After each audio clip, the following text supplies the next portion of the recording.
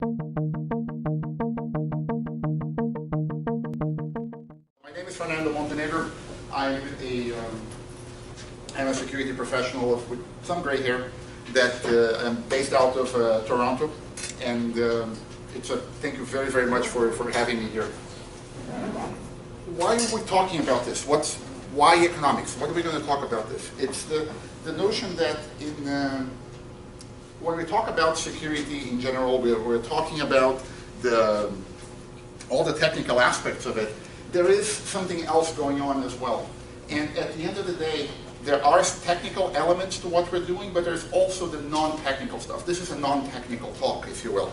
And what we're doing is we're talking about how humans interact, right? Economics fundamentally is the study of scarcity, and we'll get to that in a second. And this plays a part here because resources are not infinite. Attention is not infinite.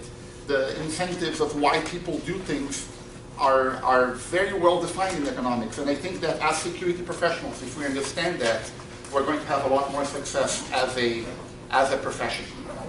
This is the topics from this presentation derived from a MOOC I took at edX a little while ago called The Economics of Information Security, which I thought were extremely interesting. So this is not so much a lecture as almost like a book report on what did I come across, and with a little bit of what I added. Before people ask, the slides will be up on SlideShare. I timed it so they'll be released at 11 o'clock. And if you need to, they'll have additional content on the slides that they're not here as well. So a little bit about me.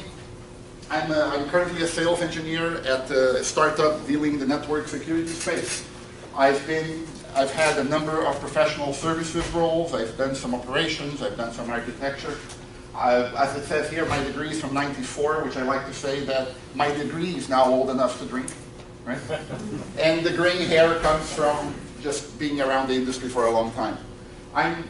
Why am I giving this talk on economics? Is because I find a topic that's extremely interesting, and I urge you, as you consider your own careers and you consider doing presentations and stuff, do that. I mean, if you find something you like, come up and talk. I'm particularly curious about finance. I'm a do-it-yourself investor kind of thing. And eventually I got this thing called a mortgage. What the heck is that? And then tried to figure out from there. I like economics. There's a couple of areas. One is the efficient market hypothesis, and the other one is behavioral economics. And behavioral economics will play a part here in a second. And then data science. Right? So I'm a few hours away from a capstone at Coursera, and I'll be done with that specialization. Let's talk about, sorry, just a second, the slides here are a little off. There you go, that's better. So let's talk about a little bit about economics. Economics as a discipline has been something that people have looked at for thousands of years. It was part of philosophy originally, but then, especially in the late 1700s kind of thing, it sort of coalesced as a discipline more of its own. Some people here may have heard of Adam Smith. He's the guy who came up with the notion of the invisible hand of the market, right? So what they were doing, that the market kind of arranges itself and guides what people will do. So that was a book called The Wealth of Nations in 1776. What people don't know is that Adam Smith, or don't know much, is that in 1759 he published a book called The Theory of Moral Sentiment, which is very interesting because the theory of moral sentiments dealt more with the motivations for why people do things. And it's interesting that 300 years later, we're discussing some of that in behavioral economics. Moving up very quickly, in terms of where people were, economics kind of developed in two major trends, macro and micro. We'll get to those in a second, throughout the 18th and 19th century. I wanted to point out a couple of people. Jeremy Bentham is interesting because one of the topics he discussed is that Jeremy Bentham introduced the notion of the panopticon, which is, he's the guy who originally developed like a prison where you would have someone in the center and you could watch all around it. And I would argue that Jeremy Bentham is kind of the inspiration, if you will, for a lot of the security monitoring you do nowadays. As a model, we want to watch what everyone's doing. And then David Ricardo was interesting because he introduced the notion, or he discussed the notion of comparative advantage. What's comparative advantage? Let's say you have two people, they both do task A and task B, and person number 1 is better at task A and at task B than person number 2. It's still in the benefit for both people, 1 and 2, for one of them to specialize in one thing and one for the other. And I'm butchering economics, as I mentioned, but it's the notion that introduces specialization.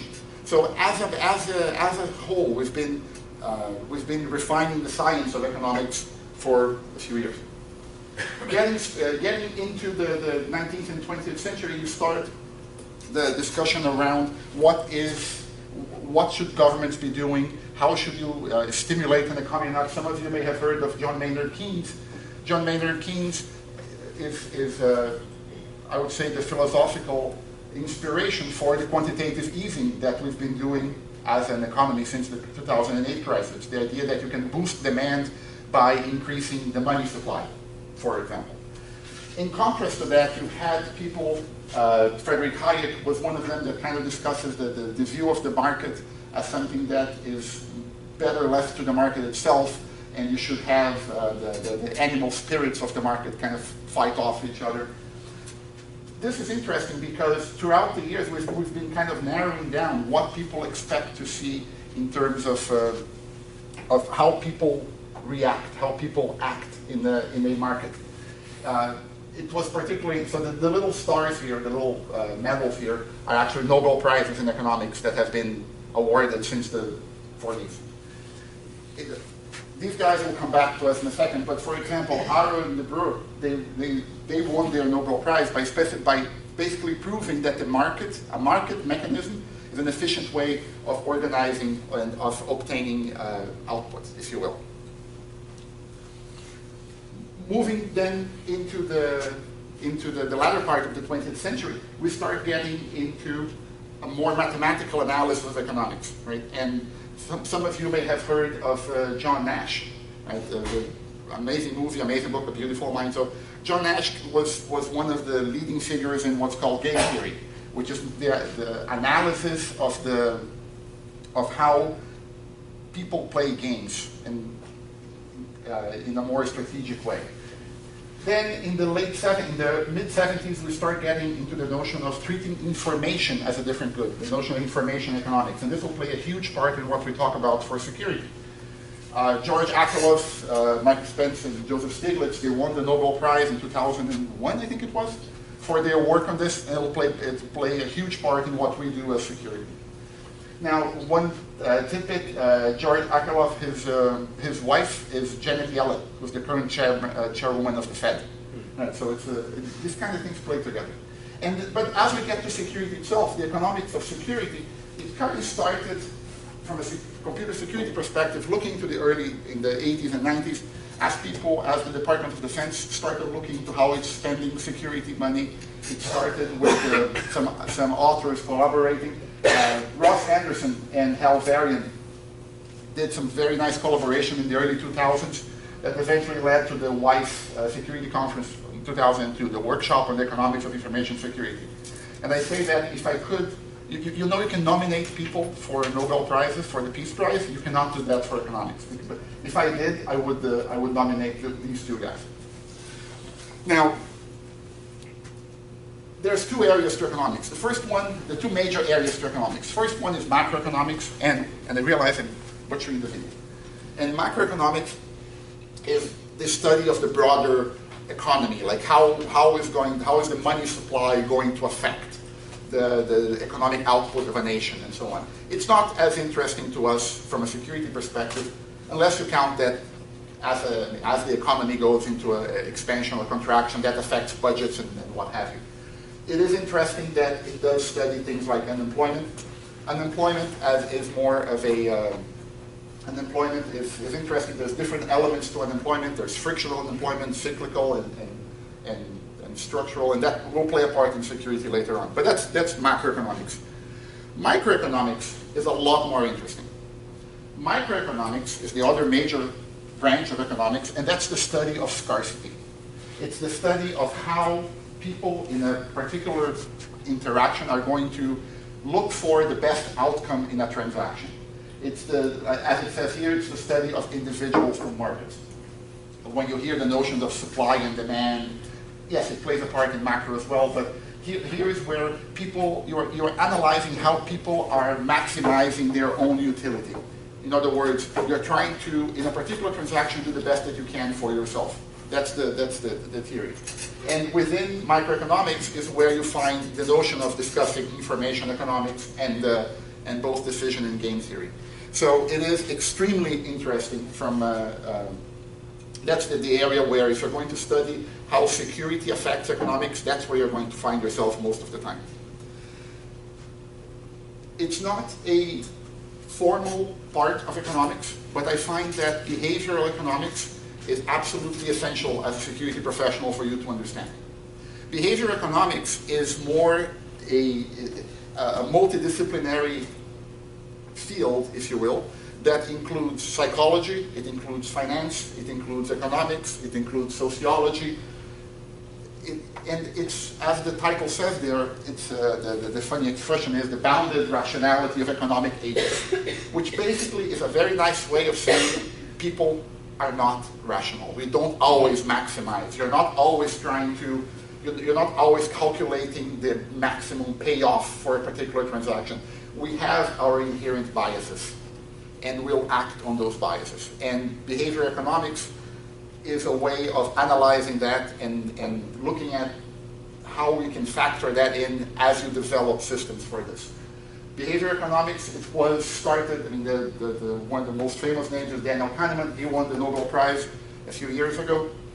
And there are other authors, Richard Taylor's, Cass Sisting. If you like podcasts and if you like to listen to this from a more, not as academic stuff, both Dan Ariely and Stephen Levitt have excellent content out there. Dan Ariely is a researcher out of Duke, and Stephen Levitt out of the University of Chicago. And they study, as it says here, cognitive biases. And these are biases that we have. So for example, intertemporal choice, hyperbolic discounting.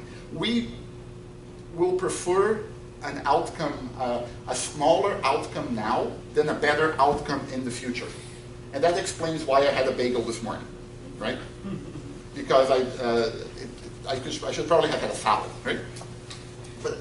And behavioral economics is fundamentally about the study of these biases and also of incentives. How do you incentivize people to do things? Anyway, that's behavioral economics. I promise you this does come back to security. The other thing I want to talk about are markets. A market, what is a market, right? You talk about the stock market, you talk about the labor market. Well, a market is more of a model than anything else. It's how you're going to interact, to analyze how people interact.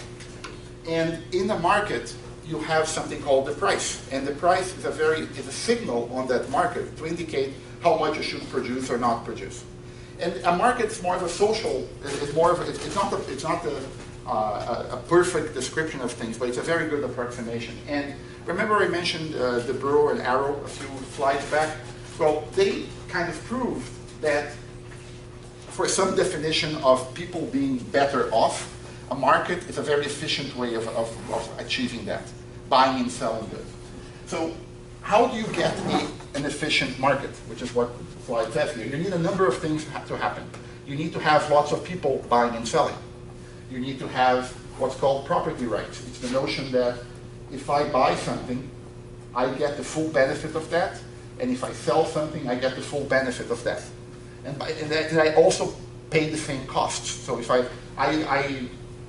have the full property rights for a particular transaction. You assume that there is perfect information. People know what they're buying and selling. You assume that people are rational. Hey, we'll talk about that in a little bit, right? And you assume things like low transaction costs and as it says here, non-increasing returns to scale. We are going to see in the next few slides how all of this is different in the security, in information security specifically. If you don't have those conditions, you have what are called market failures. And they don't mean a market crash. Can you define non-increasing returns to scale? Hold your thought. I will get non-increasing returns to scale. You'll see that in a second. It's the notion that the more as you get larger, your cost at some point will rise again. hold that thought. Thank you for the question, though. You have market failures.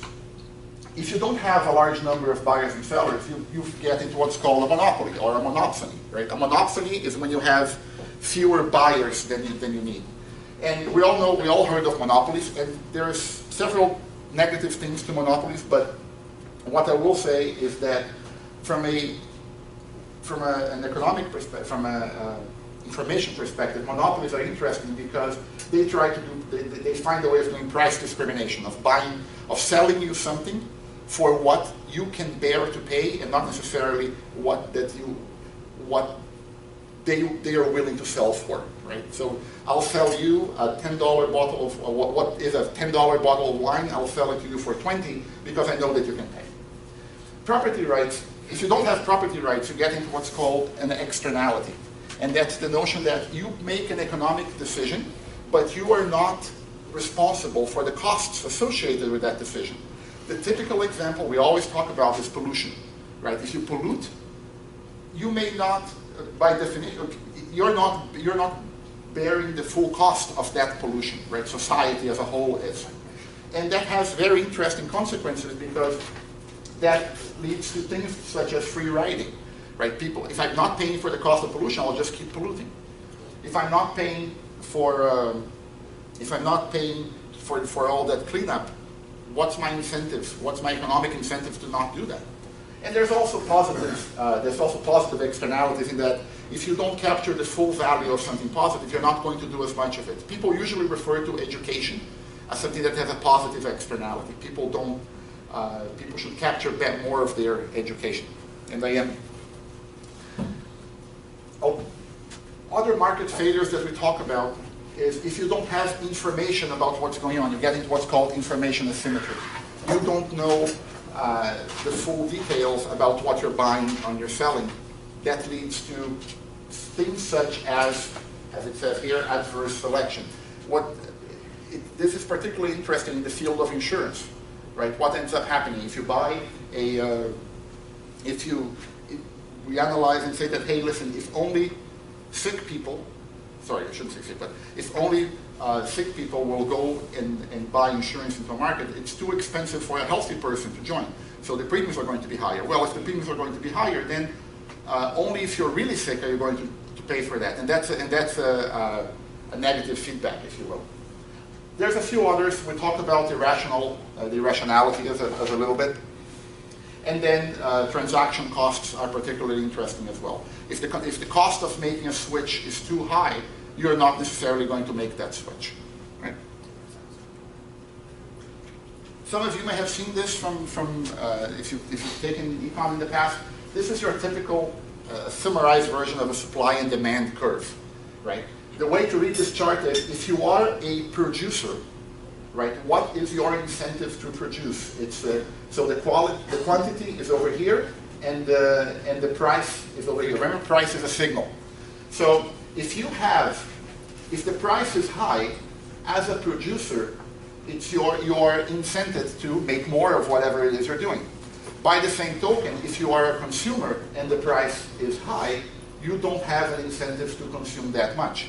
As you lower the price of something, there is an increased demand, and as you lower the price of something, as you lower the price of that same something, there is a reduced supply, and at some point they meet, and the marginal, and typically the marginal cost is where the supply and demand are going to meet. Again, I'm butchering economics a little bit, but if you hold this thought for a second, we're going to get to that gentleman's question right now, which is, so what is the marginal cost? It's the cost that for you as a producer, it costs to make that next good, okay? So this is your typical marginal cost. You start off at first, you haven't produced much, so your cost per unit is pretty high as you have to set up a factory and you start hiring people and they don't produce as much early on and so on. Well, at some point you get into a groove, and now your marginal cost kind of gets to where you're producing well, etc. At some point, you're going to reach capacity, and then you have to start paying overtime. Maybe you need, maybe your suppliers don't have as much of the raw materials, and you have to buy raw materials at a higher price. So your marginal costs increases. At that point in time, you'd probably open up another factory and so on. This is beautiful for physical goods. Digital goods are different. The digital good marginal cost curve is more like this. What this means is, at first there's a higher cost as you're building something, but eventually as you produce more of your digital good, the marginal cost decreases. And this is what's called an increasing return to scale. Right? And this has extremely interesting consequences for software markets. Why? Well, if you have, in that curve as I just showed you, you have very high fixed costs and very low marginal costs. What this means is that it introduces the notion that this kind of market will tend to forget security, right? In general, the way that a company is going to survive in this market is by getting as large as they can and monopolizing that market as fast as they can, right? So this market is prone to monopolies. Well, if that market is prone to monopolies, then we're getting to a strong incentive for that company to go into a market race to have first mover advantage. Time to market becomes essential. Getting the minimum viable product out the door as fast as it's humanly possible is absolutely essential. And this is why we can't have nice security. Why? Because security is something that is really hard to measure. Security is something that's really difficult to it doesn't add to that. It doesn't add to this dynamic here. And I'm not saying that it's not that companies are evil. Absolutely not. It's the rational economic decision to do a first mover advantage, right? And this is why I think that as an industry, we should stop saying, oh, the software companies they're stupid for not fixing bugs, etc. It's not that. It's not in their economic interest. And it's absolutely rational for them to do so. I think that's the underlying message here. Now, what I wanted to cover is that there's a ton of other things as well. You have notions that once you get to this market, you start appealing, it's in your rational interest to appeal to complementary goods. You build a platform and you build around it. How many here heard Steve Ballmer yell, developers, developers, developers at the Microsoft conference, right? It's a famous video on YouTube. He was absolutely right. That's how Microsoft won. Microsoft didn't win by making the best operating system, right? It won by making a minimum viable operating system that appealed to a lot of developers. In my opinion, and I speak for myself, not for my employer or anything, this is why I think Splunk got such a good position in the SIM market. Splunk built a really nice platform where you can build on top of, right? And there's others as well.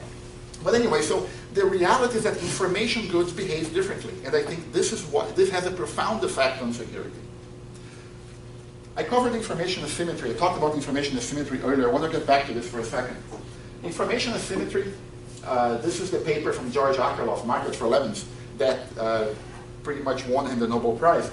It's the notion that, and I talked about this briefly, the dynamic that if you don't know the quality of something that you're buying, then it leads to a scenario where only people who have poor quality goods are going to want to sell it to you. Because if you sell a good quality, if you have a high quality good to sell, but you can't get a good price for it, you're not going to go into that market. Well, then the consequence, this is why you end up with the market for lemons, right? That's the used car type of analogy. That's where this came from. This has interesting consequences on how do you analyze this, how do you get information about a particular good. There were two mechanisms. One's called signaling, the other one's called screening. One was from Stiglitz, the other one was from Spence. I forget which one was which. I believe Spence was signaling and Stiglitz was screening. In signaling, what you do is you try to signal to your buyer that your good has higher quality. In screening, if you are the buyer, you try to screen out your sellers so that only good sellers are going to eventually make it through. And these are not perfect signals. Well, these are not perfect mechanisms. You know another word for the word signaling? It's certified, right? So getting a certification is nothing more than providing a signal that, you know what, I have some level of quality. As you can see, as you can imagine, this has tremendous consequences in information security. Oh, my product is certified and whatnot. This also leads to interesting scenarios where sometimes the certification process gets abused. I'm still very curious what's going to happen. I mean, I love the notion of the Let's Encrypt movement that we now have. Everybody can have SSL certs. But what's the consequence of that from a signaling perspective for the quality, for the security of a certificate? Anyway, that's signaling. Screening has another name. Anybody here work for a vendor, software vendor or service vendor? Or, like I work for a software vendor. Everybody heard of an RFP? Right? What is an RFP if not a screening mechanism? So this is why we have, so these are just examples of that being implemented in security. Jumping into security areas themselves. Any one of these next slides could be a 1-hour lecture of their own, so bear with me here. This came out, this is not new, by the way. What I'm talking about is not new. I read a paper not too long ago by Ian Grigg. Ian Grigg is a financial cryptographer. He's deeply involved with Bitcoin nowadays. And he actually argues that the market for security is not a market for lemons. It's not a market for lions. He talks about insurance. It's a market, what he calls silver bullets. And it's interesting because it describes the dynamic of the market pretty well. Security goods are insufficient information. It means that the buyers don't really know what they're buying, and the sellers, they have some idea of what they're selling, but not that much as well, right? So you end up that the decisions about the markets are done on the signals and not on the security itself. In other words, you start looking for some external evidence of that something is secure, and you buy into that. You don't buy into the actual security of a good itself. And this leads to a very interesting herding effect in that, and again, I'm mentioning company names not as an endorsement or as a criticism, just as for reference. This is why whenever there is an incident, everybody calls Mandiant or FireEye, right? They may do good work, they may not do good work. I'm not getting into that. I'm getting into the economics of it's a signal that you're throwing out to your market. So this is extremely relevant. Other areas, software development by itself. I mentioned this briefly earlier. There is a tremendous failure in terms of getting the first to market. We get into issues of information asymmetry. This is the paper that Ross Anderson wrote back in 2001 that kind of got the whole economics of security going. How hard is it to tell if a product is secure or not? It's very difficult. So it's the rational expectation of a software vendor to get it with as little as they possibly can. And for us to expect different is naive, right? That's the message I'm trying to get across here. There's significant externalities in software development. I mean, the whole free open source movement. I mean, OpenSSL. How many people actually use OpenSSL versus how many people contribute to it? That's your typical free riding that comes from an externality, right? And a huge one, the onus of patching, right? Why do we get into a patch cycle? Well, because the vendor doesn't pay for the cost of the patches. He passes it on to the consumer, right? So to expect people to change, you have to understand why this happens in the first place, and which brings us to this lecture, right? Why I find economics so interesting. How we're going to solve this? Well, realistically, never mind if you like it or not, the economic approach to solving an externality is, for example, regulation. So we are going to see more regulation in security, and it's not because people are evil, it's because people are people, right? One example of externalities at play, right? And this was released late last year, that at some point there were 87% of Android devices were exposed to at least one high-risk vulnerability for a large period of time. Why is this? Because it was not in the phone manufacturer or the service provider's interest. They were not incented to fix that, to push that vulnerability out. Now, Google may have fixed it very quickly, but the model itself is not, it doesn't incent the service provider or the carrier service provider or the phone manufacturer to push that upgrade out. So this is an example of why externalities play a part in security. Now, another interesting area is vulnerability markets and bug bounties, right? It's interesting that how you price a vulnerability has been a part of economics, or a part of the economics of security since pretty much when it started, right? You had the initial markets where iDefense and Tipping Point would buy vulnerabilities, and that has extremely interesting economic consequences. First of all, it lowers the transaction cost for buying and selling a vulnerability. If I know that I can go to some place and sell that, it's easier for me to do that. I may be incented to do more of that. By the same token, depending on how the market is structured, there may be a perverse incentive on that market. I believe it was Zerodium that put out a $1 million bounty on remote execution on a non-jailbroken iOS device. I'm not sure I don't think it's been paid yet. Well, but they're willing to pay $1 million for it. Wonderful. What are they going to do with it? I don't know. Are they going to give Apple the vulnerability right away? Probably not. They're going to sell it somewhere else. So the moment that you introduce this kind of payments, you can get into the notion of perverse incentives about the vulnerability. If you care about the vulnerability being fixed, are you going to give it to Apple, or are you going to give it to Zerodium and get $1 million? It depends. There were aspects around if you could sell the vulnerability only to your local government. I mean, that kind of creates a monopsony we were talking about earlier, right? So you only have if you only have one legal buyer, which is your government, what are you going to do about it? I mean, what does that tell you about the price that someone's going to pay for that? And I really recommend that you look up the work that the likes of BugCrowd are doing and HackerOne and Zerodium in terms of bug bounties. It's extremely interesting. I like BugCrowd a lot. They've been doing some very interesting work in solving that information asymmetry in the security community itself. If you sell a vulnerability, how well are you doing that? And how are you going to, how do you signal to a buyer that you are a legitimate researcher? Privacy is another huge area in terms of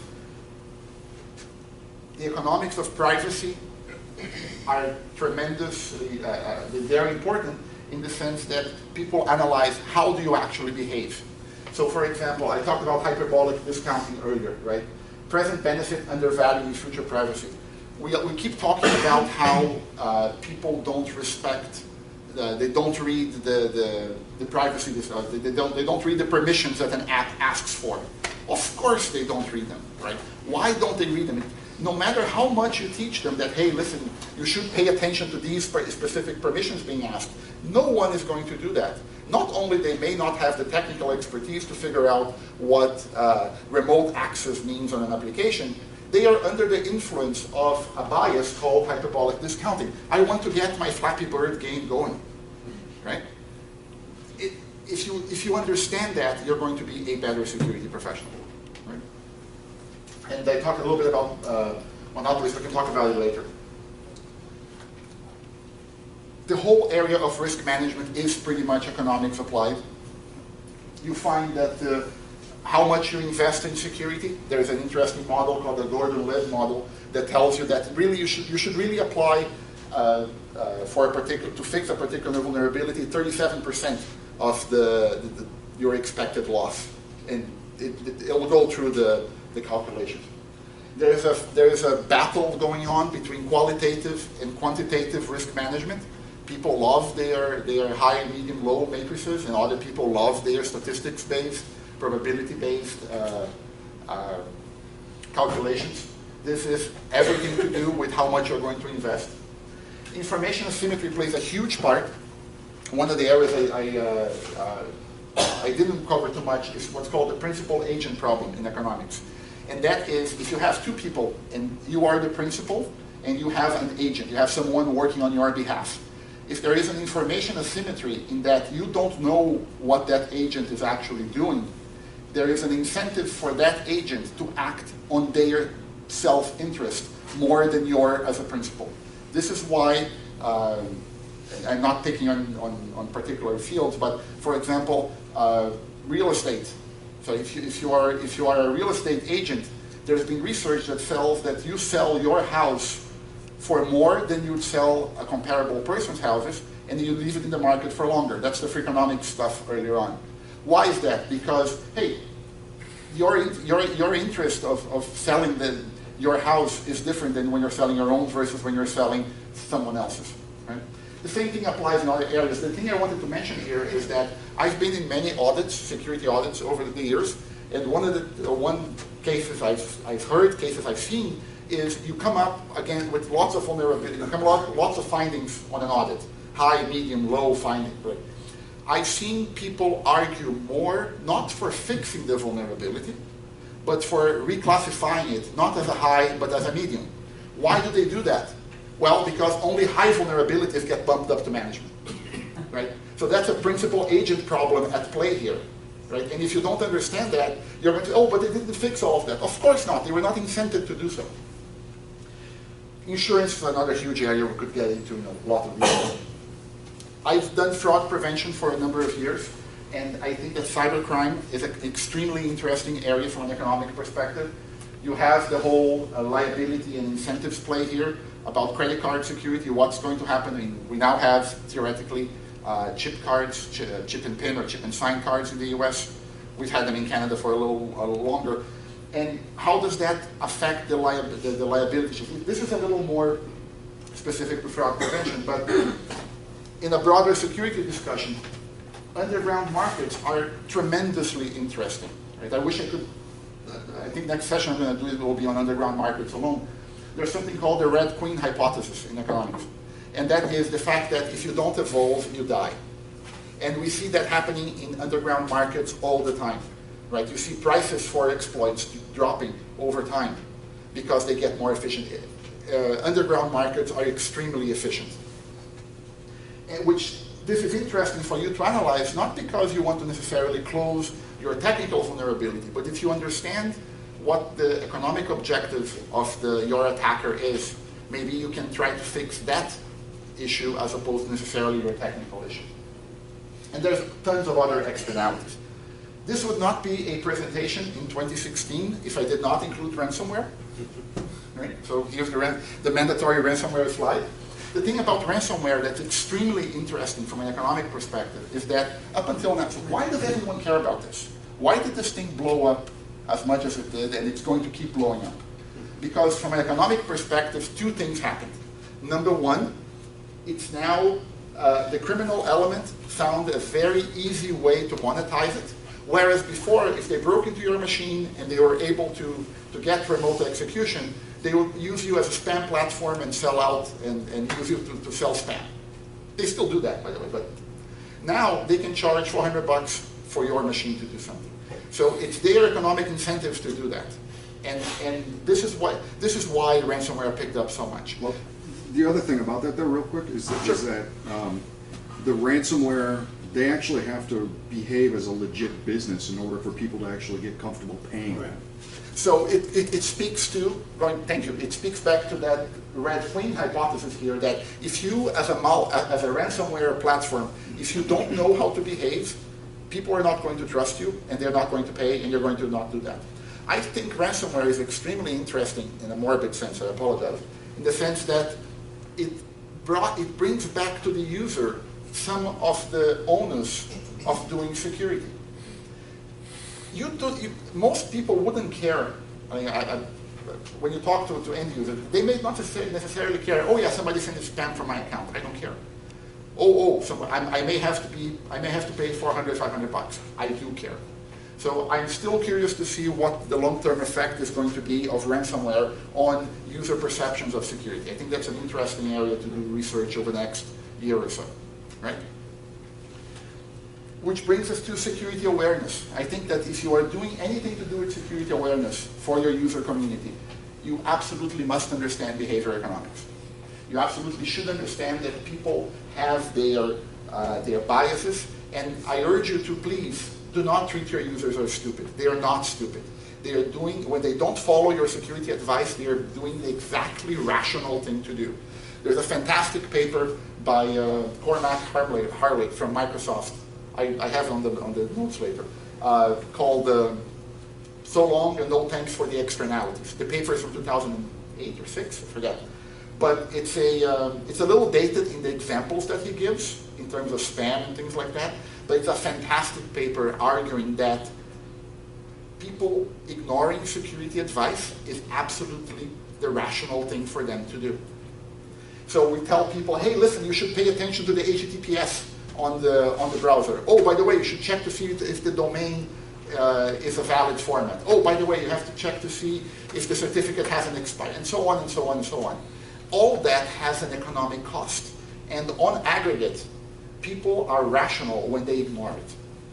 And if we don't take that into account when we write security policy, when we write end-user documentation, we're just setting ourselves up for failure. Right? The same thing about the principal agent problem applies here as well. I mean, people acting on their self-interest. It's 5 p.m. on a Friday, and you have to send a file out to your partner somewhere else. Are you really going to go through the trouble of setting up secure file sharing and exchanging keys and whatnot, or you're just going to send an email out, right? It's human behavior, right? It's not stupid. It's the rational thing that you're doing from an economic perspective. It may not be what you want, but it's the rational thing that you're doing. This is just an example that came from Google last year on the kind of things they've done to address behavior economics in a little bit. This was how Chrome used to do. Warnings. You see that they had multiple levels of warning, and they simplified that on Chrome 46. Why did they do that? Because they found through a data-focused analysis that people were not paying as much attention to these kind of errors here, right? There's an interesting study on human behavior called the paradox of choice. And if I find the reference, I mean, hit me up on Twitter or not later, I'll send it to you. They analyzed whether people would buy more if you give them six choices of jam, or whether you give them 24 choices of jam. And people were literally choosing to buy less if they had more choice, right? Kind of the same thing applies here. I'll just wrap up by talking. The security labor market is extremely interesting as well from our own perspective, right? You end up with, do we have 0% unemployment in security? I don't know, maybe we do. This introduces all the mania about automating things, right? If you can't hire people, you're going to look for an alternative in terms of automation and headcount reduction. You should be aware of that as a security professional, right? I find it interesting that I recommend, like I have a little bit in networking as well, and software-defined networks are the rage, have been the rage in networking for the past few years. And everyone kind of recommends network engineers to learn some programming and automation and scripting and what have you. I give the same advice to security people. Learn some programming, learn how to automate things. Extremely useful. And then the same discussion of information asymmetry applies here as well. And I talked about those a bit. How do you signal that you are a good security professional? Well, one of the ways is credentials. And you get your university degree, you get your professional certification, your vendor certification, what have you. Right? This is the rational way of dealing with the information asymmetry of hiring someone. And from the screening perspective, we should expect interviews to be a little more annoying, to be a little more confusing, etc. People are trying to screen it out. Are trying to screen whether you are a good professional or not. I will say that perverse incentives also exist in security in terms of if the money that someone can get in security is very high, then the incentive for someone to cheat their way into security is higher as well. And this kind of drives why you have certification paper mills and whatnot. And this is one of the reasons why interviews are getting tougher and tougher and tougher. Anyway, just to wrap up, we looked at a few broader economic concepts. We talked a little bit about markets and market failures. We talked about information asymmetry, which I think is absolutely essential for security. And if I could do my best Steve Ballmer impression here, I would not be shouting developers, developers, developers. I would be shouting incentives, incentives, incentives, right? If we as security professionals do not understand the incentives behind, the economic incentives behind why people are doing things, we're just spinning our wheels, right? I think some of the key areas to study are, as I mentioned here, end user behavior. If you have anything to do with user awareness, or whether as someone just dealing with your end user population, or whether you are a consumer yourself. Risk management, huge conversation there, and what we can expect from software development. Expecting people to provide a higher level of security than minimal on their products is not rational. And if we expect that, we're going to fail. I'll leave with a call to action. As a consumer, right, understand how you play a part in a market. We always hear people talking about, hey, if you're not paying for the product, that means that you are the product on social media. Understand how that works, right? Understand what incentives are there. Hey, listen, buy now because this is the last day to buy something. Understand the biases that you are involved in. I think one of the most influential books I ever read is called Influence, The Psychology of Persuasion, right? By a guy named Robert Cialdini. I highly recommend it. As a citizen, I'm not going to get into politics, but understand what incentives are at play when you are dealing in your community, right? Are you going to expect who is going to take part in community discussions? Who is going to take part in government? What are the incentives for doing so? Right? And then, lastly, as a security professional, I think we should absolutely focus on the right levers. Right? We should absolutely understand the incentives and how people behave. And I'll leave you with one final thought, which is, isn't a lot of what we do in security nowadays itself an externality? In other words, we are asking people, hey, listen, you should not do this. And we make that as a diktat, and people, yeah, you should not, you can only use the approved whatever. People are going to rationally look for a way around it. People are going to rationally ignore us, and we shouldn't do that. Right? Thank you very much for listening to me. I do have the slides up in about 12 minutes, if a slide share is to be believed. I'll happily take any questions you may have. Yes, sir? You mentioned that underground, which I assume you mean criminal markets, are extremely efficient. Why do they experience fewer or lesser market failures than legitimate markets? So for the video, the question is, why do underground markets experience fewer failures than traditional markets? Is that the question? Yeah. I would say that this happens because the markets, they have fewer of those failures. All those conditions I listed, there are lots of players, buyers and sellers. There is enough information in that market. In other words, if you're buying, there are knowledgeable buyers and sellers. There are the cost of the transaction is particularly low. You can go to there is competition in that market. So I would say those markets are more evolved than our traditional markets. Do they not have the information asymmetry problems? They have. Everybody has information asymmetry problems, but they resolve them through exactly the same methods that we do. They resolve them through signaling and through screening. So, for example, you are only going to be able to buy in a particular underground market if you've been vetted into that market. And by the way, I'm going to signal to you that I'm selling you a good batch of stolen credit cards by giving you a few cards up front. If you use those cards and those cards fail, I'm going to pay you back. Right? So they have it. Information asymmetry is a condition in any market, and they have resolved some of those. So you had a comment? Yeah, I was just going to comment that, like, the dark web markets are really the epitome of the free market idea. To some extent, no regulation. No regulation and all of that. Yeah, that has to be part of contribution. Okay. Any other questions? And incredibly enough, I wrote up in slides.